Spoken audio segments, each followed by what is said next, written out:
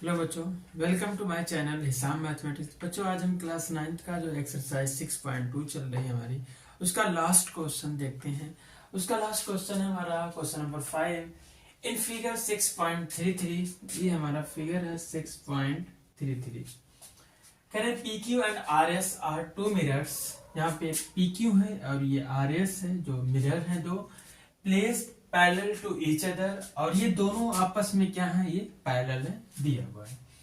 फिर कह रहा है कि an incident ray A B strikes the mirror P Q. इस पी क्यू पर एक क्या है हमारी ए बी एक रे है जो टकरा रही है, स्ट्राइक मिरर पी क्यू पर बी पॉइंट पर स्ट्राइक हो रही है। ठीक है। फिर उसके बाद कह रहा है the reflected ray moves along the path PC. फिर इसके बाद कह रहा है ये जो रिफ्लेक्ट हो रहा है तो कहां पे मूव हो रही है, इस आरएस मिरर पर जो सी पॉइंट पर आके स्ट्राइक कर रहा है। Strike the mirror RS at point C. फिर कह रहा है and again reflect back along CD. फिर ये सीडी के अलोंग क्या हो रहा है, रिफ्लेक्ट बैक हो जा रही है। फिर क्या कह रहा है, prove that A B parallel to C D. जो ये रे ए बी गई है और यहाँ पे जो रिफ्लेक्ट हुई है सी डी रे, ये दोनों आपस में क्या है, पैरेलल है। ये हमें प्रूव करना है। तो यहाँ पे हम इसको प्रूव करते हैं। तो प्रूव करने के लिए क्या करेंगे, सबसे पहले कि हम दो रे को ड्रा करते हैं। एक रे ड्रॉ करते हैं, एक बी पॉइंट से एक रे ड्रॉ कर रहे हैं और इस रे का नाम होगा, यहाँ पे एल है तो बी एल हो गया। और किस तरीके से ड्रॉ होगा, इस पी क्यू के परपेंडिकुलर होगा।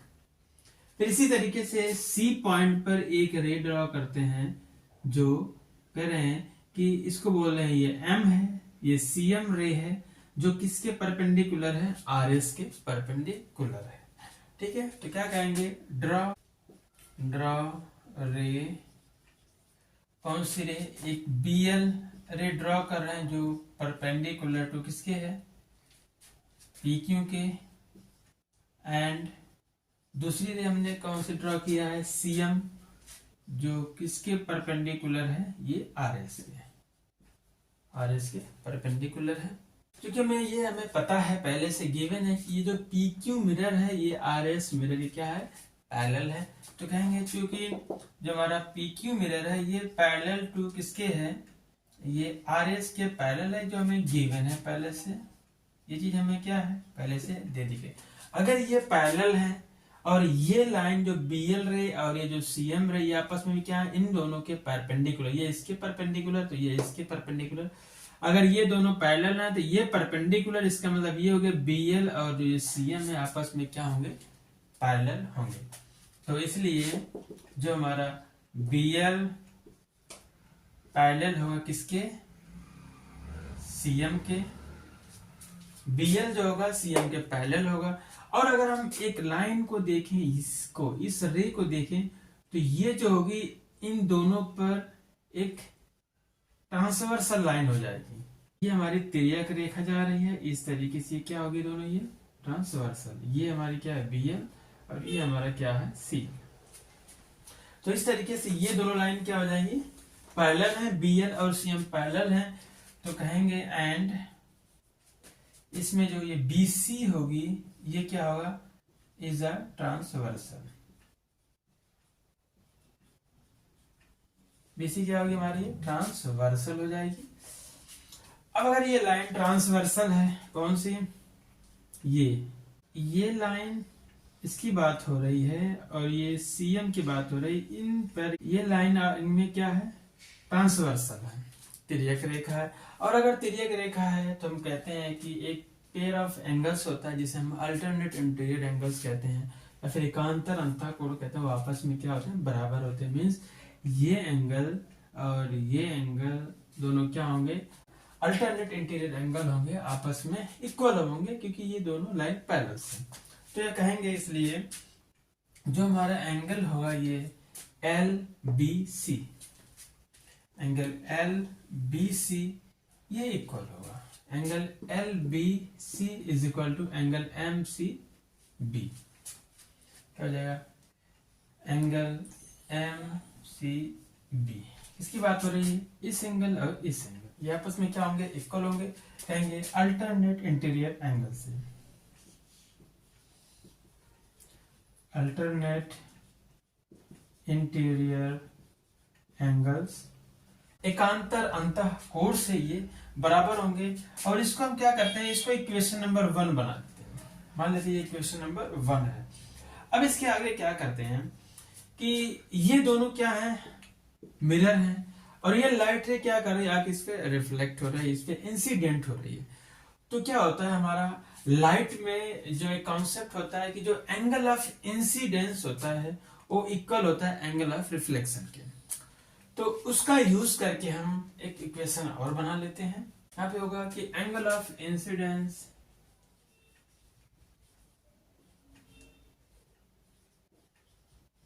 ये बराबर होगा एंगल ऑफ रिफ्लेक्शन के।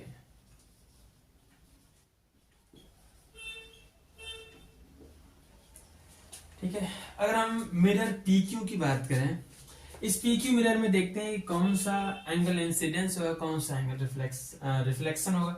तो अगर इंसिडेंट मतलब ये लाइट रे हमारी क्या हो रही है, इस पर इंसिडेंट हो रही है, तो इससे जो ये परपेंडिकुलर लाइन है, इससे ये जो एंगल बन रहा है ये होता है एंगल ऑफ इंसिडेंट। फिर उसके बाद टकराने के बाद जब ये वापस जाती है तो ये होती है एंगल ऑफ रिफ्लेक्शन।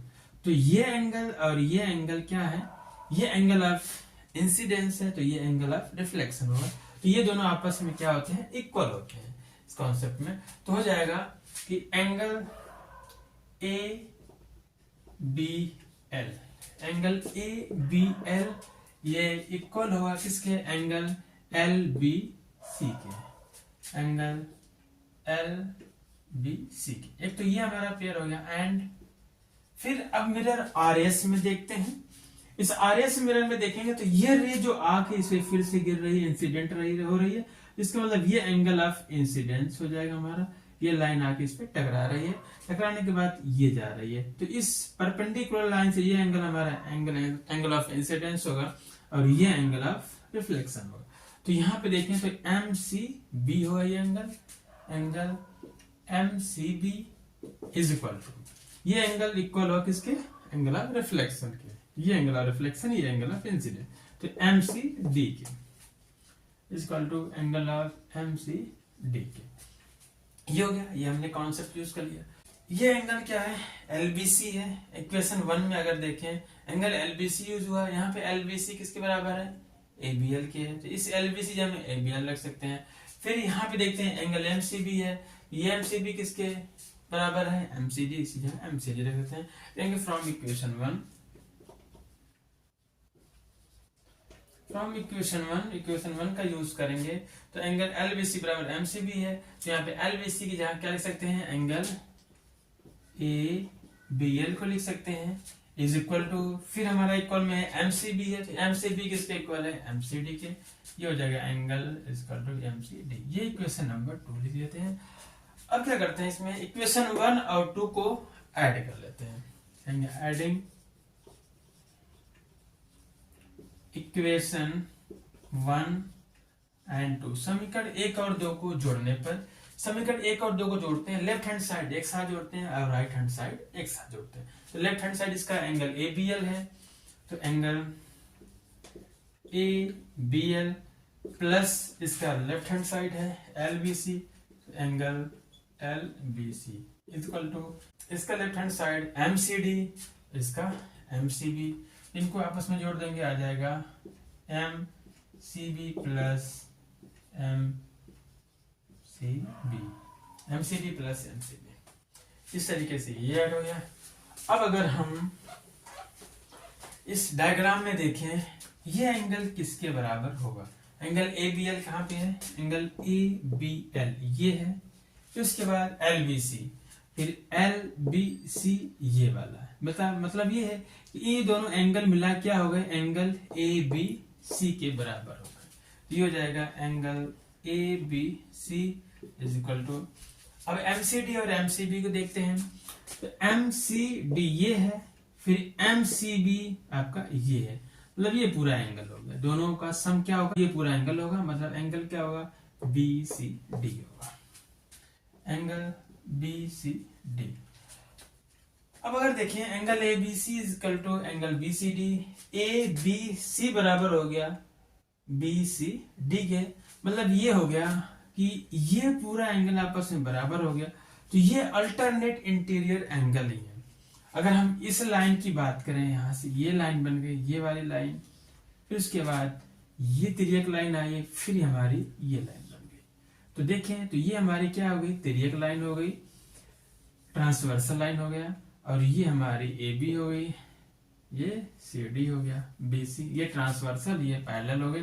तो ये एंगल जो होते हैं अल्टरनेट इंटीरियर एंगल होते हैं। ये इक्वल कब होते हैं, जब ये दोनों लाइंस क्या होंगी, आपस में पैरेलल होगी।